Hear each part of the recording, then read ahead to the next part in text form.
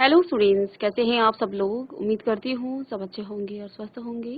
मैं Meena Rana ICT virtual class में आपका स्वागत करती हूँ। स्टूडेंट्स, हम पढ़ रहे हैं क्लास 6 की हिंदी बसंत भाग 1 से। प्रीवियस लेक्चर में हमने एक चैप्टर पढ़ा था जो देख कर भी नहीं देखते। अमेरिका की एक लेखिका हैं जो कि देख और सुन नहीं सकती हैं, हेलन केलर। तो इन्होंने ये लेख लिखा है, निबंध विधा में लिखी गई गद्य रचना है। इस चैप्टर के माध्यम से वो हमें बताते हैं कि हमें हमारे चारों तरफ बहुत सारी चीजें जो है हमें दिखाई देती हैं, लेकिन हम उसको महसूस नहीं करते हैं, उनको हम देखते नहीं हैं, उनके बारे में जानना नहीं चाहते हैं। और जो व्यक्ति जो है जिनके पास जो चीज नहीं है, जैसे कि हेलन केलर जो लेखिका हैं, उनकी आंखें नहीं हैं, वो बहुत कुछ नहीं देख सकती हैं, वो कुछ भी नहीं देख पाती हैं, लेकिन वो बहुत कुछ महसूस कर पाती हैं। तो क्या कहते हैं कि मैं ये जानती हूँ कि जो सब लोग देखते हैं वो बहुत कुछ देखकर भी नहीं देखते हैं। इसी पर इन्होंने ये निबंध लिखा था और प्रीवियस लेक्चर में हमने इस चैप्टर को पढ़ लिया था। आज की क्लास में इसी चैप्टर के सारांश, शब्दार्थ और प्रश्न उत्तर करेंगे। तो चलिए चलते हैं स्मार्ट बोर्ड पर। तो यहाँ पर हेलन केलर जो कि एक अमेरिका की रहने वाली हैं और इन्होंने ये चैप्टर लिखा है।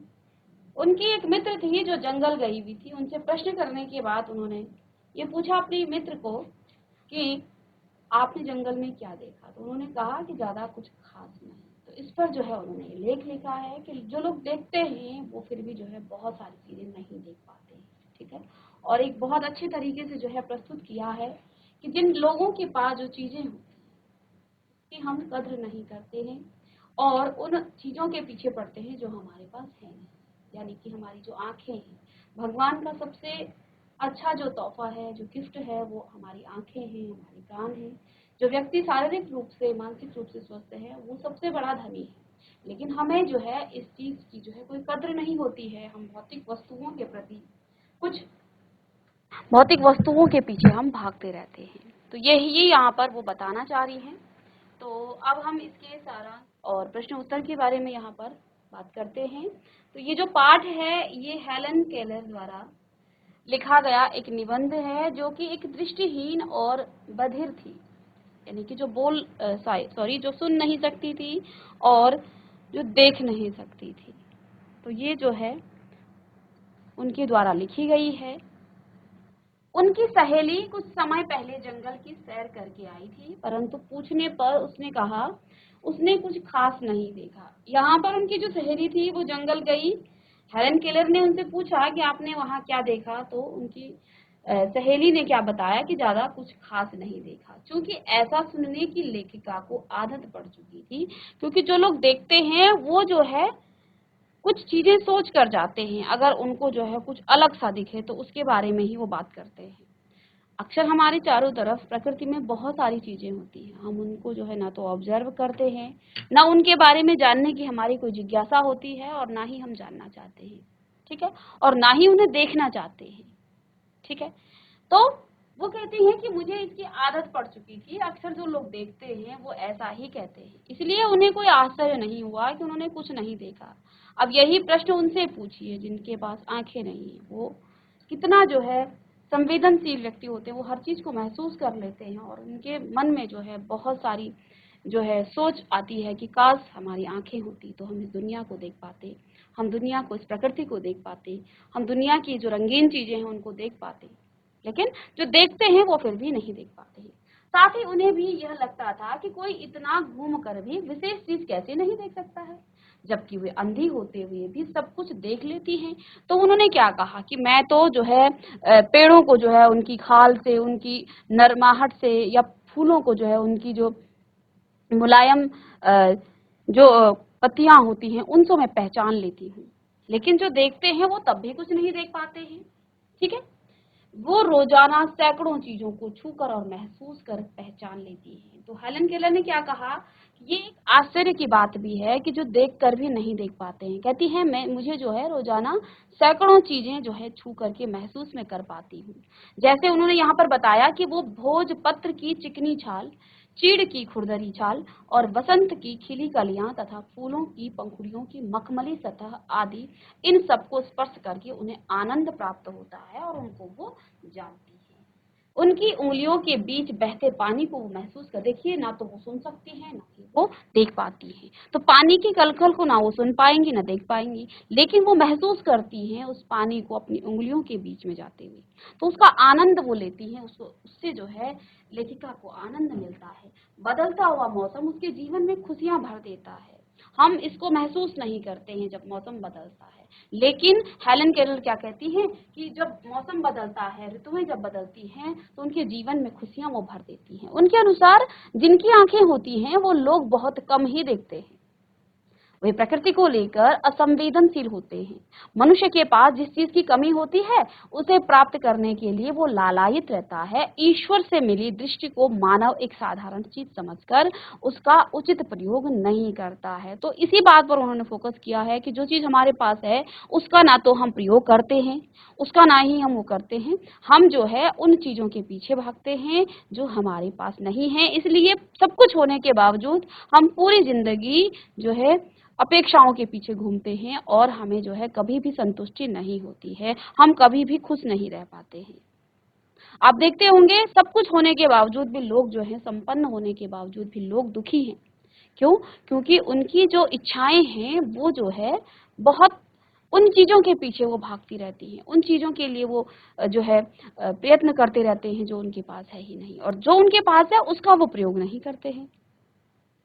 ठीक है, तो यहाँ पर उन्होंने क्या कहा कि ये चीज तो वही जान सकता है जिसकी आंखें नहीं है। आंखें होने के बावजूद भी, इतनी सारी चीजों को देखने के बावजूद भी अगर हम कुछ नहीं देख पा रहे हैं, किसी भी चीज के प्रति हमारी संवेदनशीलता नहीं है, किसी भी चीज के प्रति हम जो है लालायित नहीं है, उसे जानने के लिए हमारे अंदर जिज्ञासा नहीं है, तो हमारी आंखें होना भी व्यर्थ ही है। ठीक है, तो कहती हैं ईश्वर ने हमें सबसे जो है कीमती चीज दी है, हमारी दृष्टि, लेकिन इंसान उसे साधारण सी चीज समझकर उसका प्रयोग नहीं करता है, वो उसका उपयोग नहीं करता है। बहुत सारी प्राकृतिक चीजें आपको में दिखने को मिलती हैं, हमें देखने को मिलती हैं, लेकिन हम उसको जो है नजरअंदाज कर देते हैं और आगे बढ़ जाते हैं, ना ही जानना चाहते हैं और ना ही उनके बारे में सुनना चाहते हैं।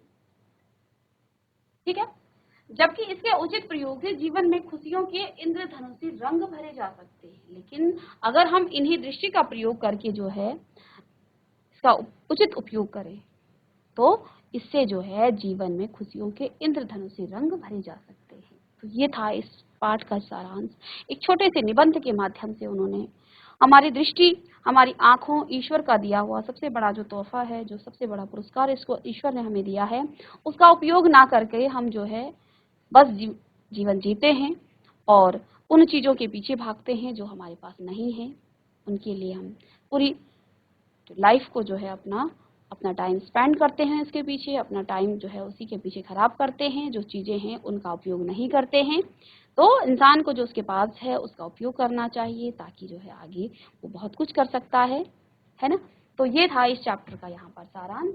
अब इसके कुछ कठिन शब्द अर्थ हैं। तो यहाँ पर कुछ शब्द, एक शब्द आया है परखने। परखने का मतलब हो जाता है जांचने, परखने अर्थात जांचने। ठीक है, अचरज का मतलब यहाँ पर आश्चर्य, में आपको बता चुके थे, हैरानी। रोचक यानी कि अच्छी लगने वाली। समा अर्थात वातावरण। मुग्ध यानी कि मोहित, नॉर्मल ही है लेकिन लिख लीजिएगा फिर भी आप। क्षमता यानी कि ताकत। कदर यानी पहचानना। आस यानी उम्मीद करना। ठीक है, और नियामत यानी कि ईश्वर की देन। नियामत अर्थात ईश्वर की देन। इंद्रधनुषी रंग यानी अनेक प्रकार की रंग। ठीक है, तो ये थे इसके कुछ शब्दार्थ, इनको आप जल्दी से नोट करें और इसके बाद कुछ प्रश्न उत्तर करेंगे।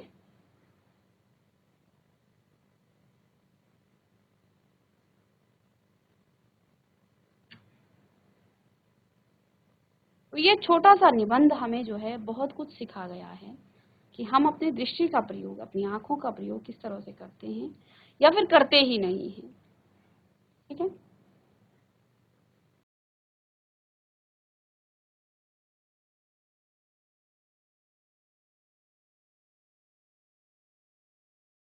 तो इसके साथ ही यहाँ पर कुछ बहुविकल्पीय प्रश्न हैं, चलिए इनको करते हैं। लेखिका मित्रों की परीक्षा क्या करने के लिए लेती है? लेखिका ने क्या कहा कि शुरुआत के पहले में ही उन्होंने क्या कहा है, जो पैराग्राफ था उसी में उन्होंने क्या कहा है कि मैं कभी कभी अपने मित्रों की परीक्षा ले ली थी। तो वो ऐसा करने मित्रों की परीक्षा क्या करने के लिए वो लेती है? उनकी जांच करने के लिए, परखने के लिए, मित्रता के लिए या काम के लिए? तो वो अपने मित्रों को परखने के लिए वो कितना जो है अपनी आंखों का प्रयोग करते हैं, कितने संवेदनशील हैं। ठीक है, चलिए, तो वो अपने मित्रों को परखने के लिए जो है उनकी परीक्षा लेती है। प्रश्न नंबर 2 है,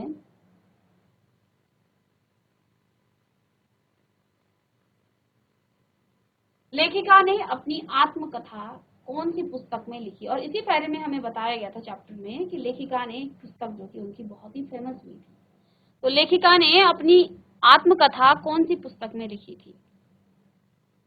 लेखिका ने अपनी आत्मकथा कौन सी पुस्तक में लिखी थी? पहला ऑप्शन है story of life, story of soul, बचपन से आजीवन तक, इसमें से कोई नहीं। चलिए बताएंगे।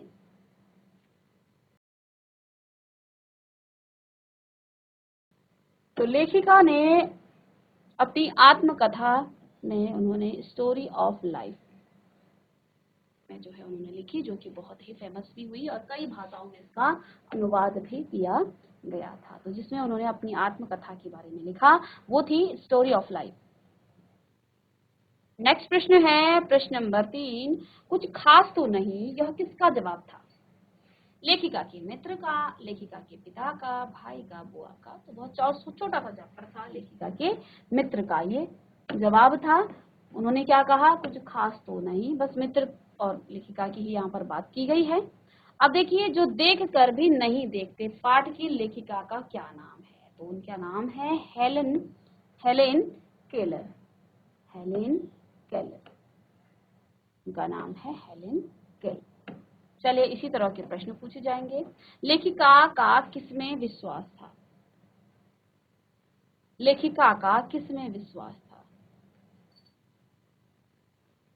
तो जिन लोगों की आंखें होती हैं वे बहुत कम देखते हैं, जिन लोगों की आंखें नहीं होती हैं वो ज्यादा देखते हैं, या जिनकी आंखें नहीं होती हैं वो कम देखते हैं, इनमें से कोई नहीं।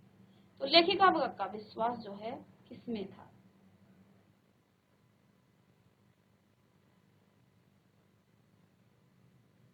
तो लेखिका ने इस चैप्टर में यही बात कही है कि जो देख नहीं सकते, जो देख नहीं सकते हैं उनके लिए कहा, जो जिनकी आंखें नहीं होती हैं उनकी बात नहीं की है। यहाँ पर लेखिका ने ये बताया है कि जो लोग देख सकते हैं, जिनकी आंखें होती हैं लेकिन वो बहुत कम देखते हैं।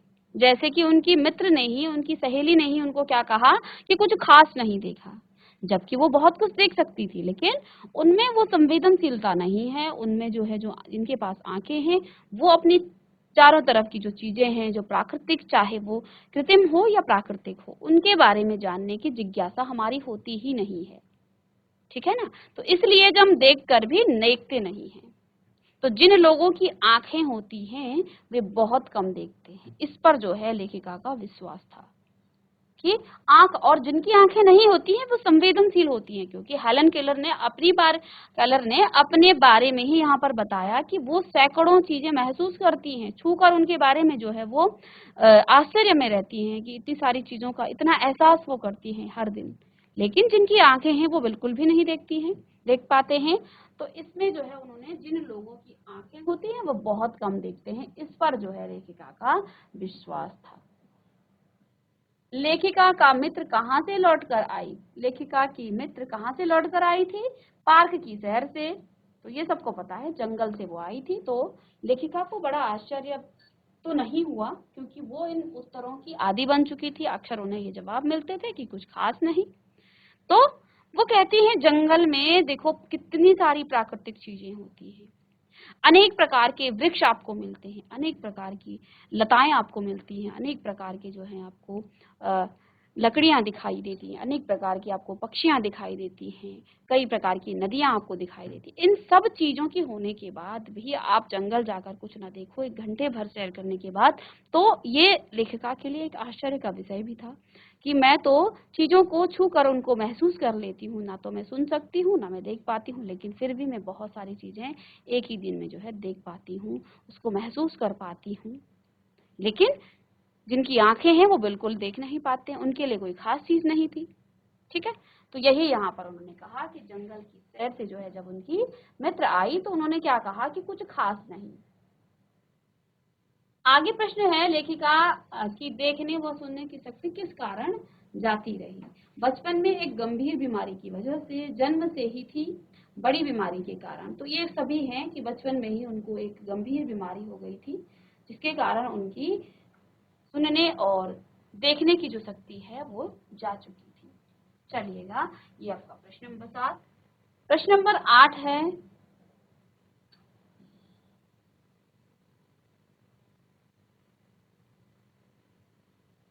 तो यहाँ पर देखिए एक प्रश्न है, बचपन में एक गंभीर बीमारी की वजह से।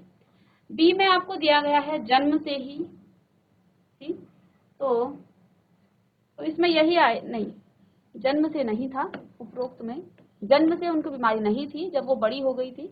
अच्छा, बड़ी होने पर भी नहीं, ठीक है, उपरोक्त तो सभी नहीं आएगा, ए आएगा। बचपन में एक गंभीर बीमारी उनको हो गई थी जिसकी वजह से जो है उनकी आंखें धीरे धीरे, उनकी आंखों की रोशनी जो है चली गई थी। ठीक है, अब नेक्स्ट प्रश्न है, लेखिका के टहनी पर हाथ रखते ही किसके मधुर स्वर कानों में गूंजने लगते थे। तो देखो, जिनकी कान है वो नहीं सुन पाते हैं, कभी भी हम महसूस नहीं करते हैं, हमने कभी कोयल की आवाज को अपनी कानों से जो है प्रकृति में सुना नहीं, कबूतर कैसे जो है आवाज करते हैं, चिड़िया, तोते, इन सबको जो है हम अक्सर जो है नहीं सुनते हैं।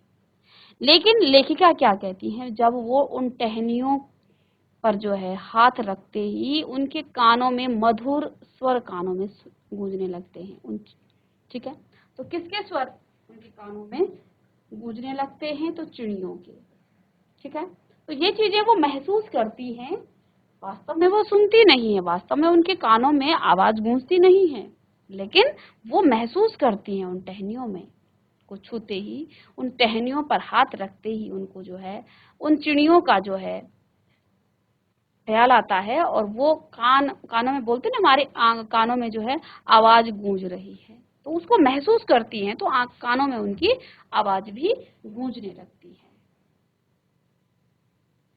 चीड़ के वृक्ष की छाल कैसी होती है, कोमल, कठोर, खुरदरी, कोमल या चिकनी। तो यहाँ पर लेखिका ने बताया कि वो चीड़ के वृक्षों की छाल को छू करके पता कर सकती हैं, तो उन्होंने क्या कहा, खुरदरी जो छाल होती है वो किसकी होती है, वो चीड़ की होती है। ये सारी बातें वो महसूस कर रही हैं, ठीक है ना। चलिए, प्रश्न नंबर 10 है, भोजपत्र के पेड़ की छाल किस प्रकार की होती है। भोजपत्र भोजपत्र के पेड़ की जो छाल है वो चिकनी होती है, कठोर, कोमल या खुरदरी। तो भोजपत्र के पेड़ की जो छाल है वो चिकनी होती है। ये चैप्टर में ही उन्होंने बताया कि मैं इन चीजों को छूने से महसूस कर सकती हूँ। ठीक है, चलिए नेक्स्ट प्रश्न है, किस मौसम में लेखिका टहनी में नई कलियां ढूंढती है। पतझड़ में, सर्दी में, गर्मी में या बसंत में। तो किस मौसम में टहनियों में नई कलियां आती हैं, पतझड़ में आती हैं, सर्दी में, गर्मी में या बसंत में। तो सभी जानते हैं बसंत में जो है नई नई कलियां खिलने लग जाती हैं। तो इस मौसम में लेखिका टहनियों पर ढूंढती है, तो क्योंकि बसंत का वो एहसास करती हैं, बसंत के महीने में जो है वो चारों तरफ की खुशबू को वो महसूस कर सकती हैं, इसलिए वो जो है टहनियों पर नई कलियों को ढूंढती है। ठीक है, दृष्टि की नियामत से जिंदगी को किस से भरा जा सकता है। तो अंत में उन्होंने क्या कहा कि हम जो हैं ईश्वर का दिया गया जो अनमोल उपहार है, दृष्टि, हमारी आंखें, उसकी हम कद्र नहीं करते हैं, उसका उपयोग नहीं करते हैं। आंखें होने के बावजूद भी हम जो है कुछ देख नहीं सकते हैं। तो कहते हैं यदि हम अपनी दृष्टि का सही तरीके से प्रयोग करें, उसका उपयोग करें, तो हमारी जिंदगी जो है खुशियों के रंगों से भर जाएगा, है ना। तो हमारी जो लाइफ है वो खुशियों के रंगों से वो भर जाएगा। तो गीतों से नहीं, नाच से नहीं, बल्कि खुशियों से। ठीक है। बदलता हुआ मौसम लेखिका के जीवन में क्या भर देता है? एक नया रंग, खुशियां, ए और बी दोनों, या इनमें से कोई नहीं। तो बदलता हुआ मौसम लेखिका के जीवन में एक तो नया रंग भर देता है, साथ में खुशियां भर देता है। ठीक है, तो दोनों ऑप्शन सही होंगे। लेखिका को घास के मैदान किससे अधिक प्रिय लगते हैं?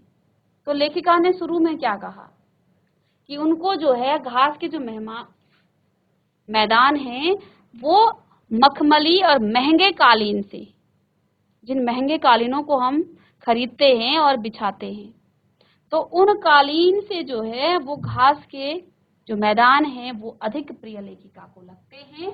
तो महंगे कालीन जिनको आप महंगे रेट में खरीदते हैं और अपने घरों में बिछाते हैं, तो उनसे ज्यादा अधिक प्रिय लेखिका को क्या लगते हैं? उनसे ज्यादा प्रिय लगते हैं घास के मैदान। तो लेखिका के अनुसार दृष्टि मानव के लिए क्या है? तो मात्र देखने की वस्तु, आशीर्वाद, सस्ती वस्तु, या मात्र एक अंग है। तो यहाँ लेखिका ने क्या कहा? ये ईश्वर का अनमोल उपहार है, आशीर्वाद है जो हमें मिलता है, लेकिन हम उसका उपयोग नहीं कर पाते हैं। ठीक है। और अंतिम यहाँ पर बहुविकल्पीय प्रश्न है, प्रश्न नंबर 16। लेखिका किस पानी को बहते हुए महसूस कर आनंदित हो उठती है? नदी के, तालाब के, झरने के, या समुद्र के?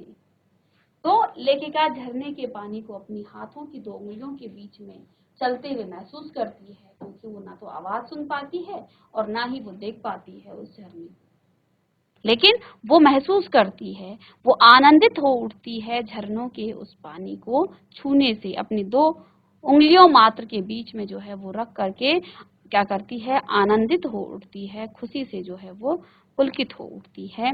तो यहाँ पर लेखिका ने बताया कि वो झरने के पानी को क्या करती है? छूती है, उसे महसूस करती है और वो आनंदित हो उठती है। तो ये 16 क्वेश्चन यहाँ पर आपके बहुविकल्पीय थे और साथ में कुछ निबंध से यहाँ प्रश्न उत्तर हैं। ठीक है, तो प्रश्न आप लिख लीजिएगा। जिन लोगों के पास आंखें हैं वे सचमुच बहुत कम देखते हैं। हेलेन केलर का ऐसा को जो है ऐसा क्यों लगता है? तो लेखिका ने क्या कहा कि जिन लोगों के पास आंखें हैं वो बहुत कम देखते हैं। ऐसा उनको क्यों लगता है? ऐसा उन्होंने क्यों कहा कि वास्तव में जिन लोगों के पास आंखें हैं वे सच में बहुत कम देखते हैं?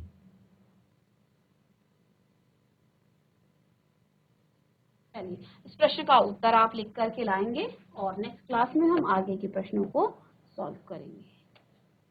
चलिए, प्रश्न को आप लिख लीजिएगा। तो स्टूडेंट्स, आज की क्लास में हमने इस चैप्टर के प्रश्न उत्तर, इसका सारांश किया। इस पाठ में जो है हेलन केलर ने हमें आँखों की महत्व का बताया कि हमें जो है ईश्वर ने एक बहुत ही सुंदर आशीर्वाद दिया है आँखों के रूप में, लेकिन हम उन आँखों का प्रयोग नहीं करते हैं। उनको जो है हम किसी भी चीज को, किसी भी वस्तु को, चाहे वो प्राकृतिक हो या कृत्रिम हो, उन चीजों को हम देखकर उसके बारे में हम जिज्ञासा नहीं रखते हैं कि वो आखिर क्या है, कैसा है। लेकिन एक दृष्टिहीन महिला जिन्होंने जो है हर चीज, सैकड़ों चीज जो है वो छू करके ना तो वो सुन पाती हैं, उनको महसूस करती हैं, यानी कि हमारी संवेदनशीलता वहीं खत्म हो जाती है जहां हमें ईश्वर ने कुछ चीज दी है। तो हमें उसका महत्व नहीं पता है, इसलिए हम जो है अपनी आंखों का उचित प्रयोग नहीं कर पाते हैं।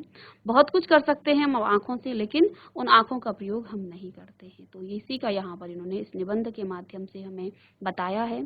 बच्चों के लिए ये ज़्यादा इम्पोर्टेंट चैप्टर है, क्योंकि बहुत सारी चीज़ें बच्चों आप देख पाते हो, हर दिन अपनी स्कूल में आप कुछ न कुछ देखते हो, और हर चीज़ से जो है आप कुछ सीखना चाहिए। हर चीज़ से हमें जो है कुछ शिक्षा मिलती है, चाहे वो नकारात्मक ही क्यों ना हो, वो भी हमें शिक्षा देता है कि गलत काम करने का नतीजा गलत ही होता है। तो हमें देखकर उस चीज़ को पहले विश्लेषण करना चाहिए कि इसमें वास्तविकता क्या है, उसकी वास्तविकता तक जाना चाहिए। फिर हमें उसका विश्लेषण करना चाहिए कि वास्तव में ये सही है या गलत है, और गलत काम का परिणाम जो है नतीजा गलत ही होता है। हर चीज़ को ऑब्जर्व करने, उसे विश्लेषण कीजिएगा और फिर उसके नतीजे तक पहुँचे।